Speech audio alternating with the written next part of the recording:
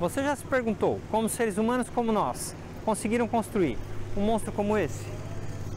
Você sabia que desde a construção até os dias de hoje, ninguém sabe ao certo quais métodos e técnicas utilizados? Pois é, então se você está interessado em descobrir mais curiosidades a respeito, fique comigo até o final desse vídeo, que hoje nós falaremos a respeito da maior cúpula em alvenaria construída no planeta.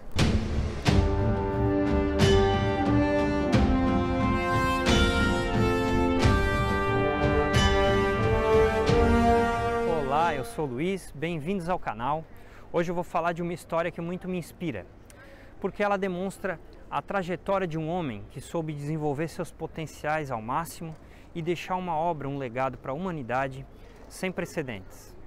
Então, se você tem interesse nesses temas, inscreva-se no canal, já deixe seu like e vamos juntos desvendar esse mistério. Temos que fazer uma premissa. Duomo nada mais é do que a palavra latina para falar catedral. E toda cidade grande aqui na Itália tem a sua catedral chamada Duomo. Florença não ia ficar de fora dessa.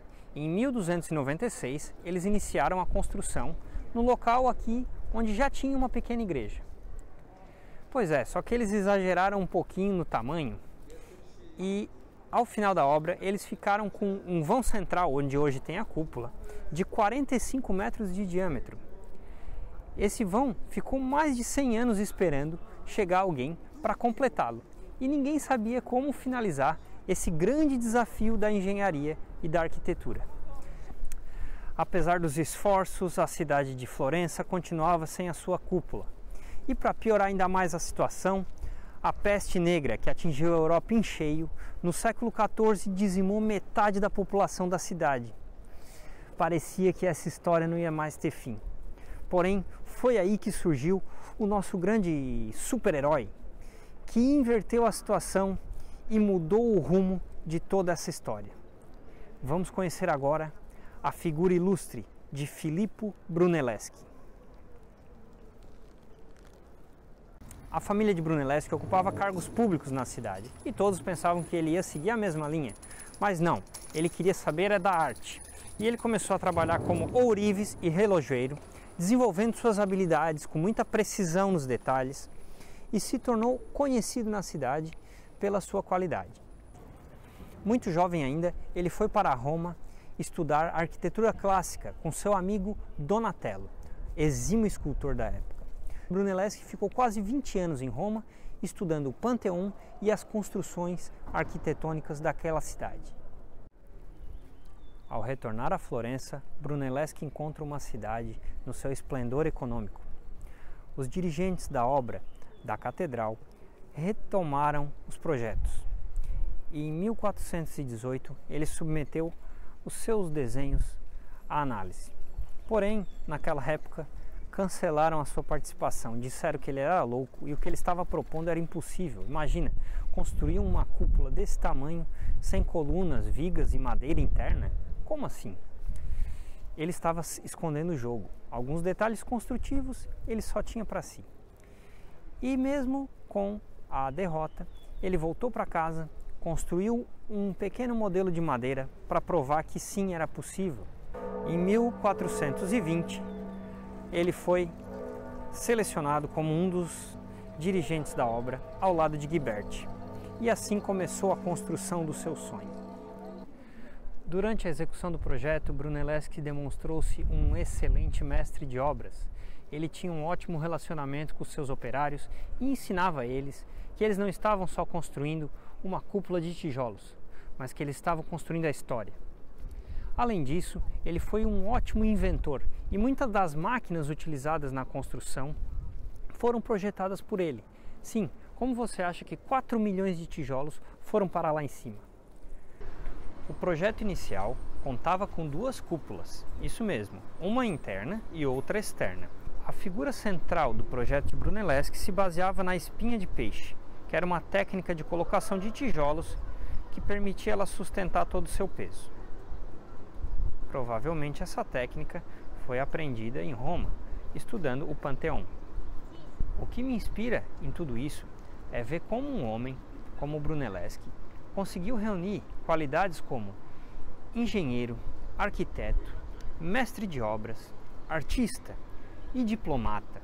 Imagine você gerenciar tudo isso, sabendo que o que você está fazendo é único, jamais havia sido feito, as dúvidas, os medos, as incertezas, e ainda assim superar todas essas batalhas, essas expectativas e mostrar para si mesmo e para a humanidade que sonhar é possível. Vejamos agora alguns dados técnicos.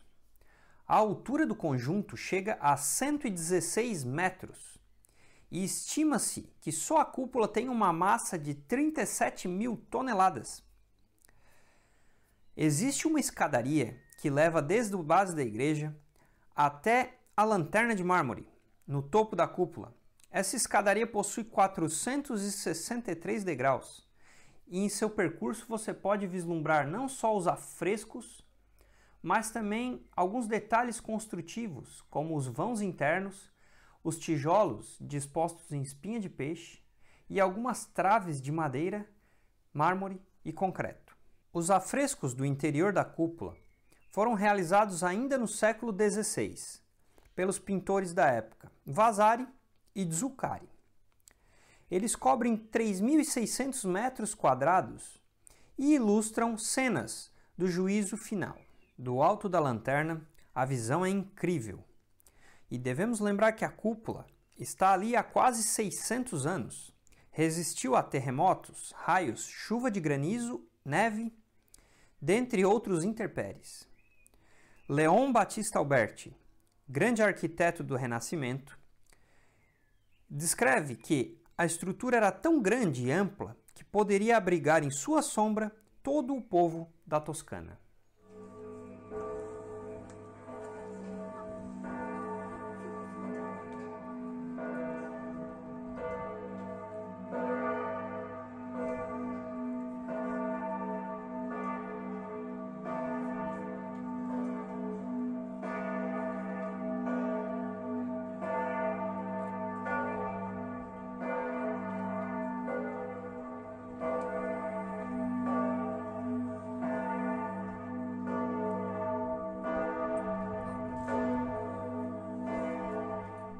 A estrutura da cúpula foi finalizada em 1436 e Brunelleschi morre 10 anos depois.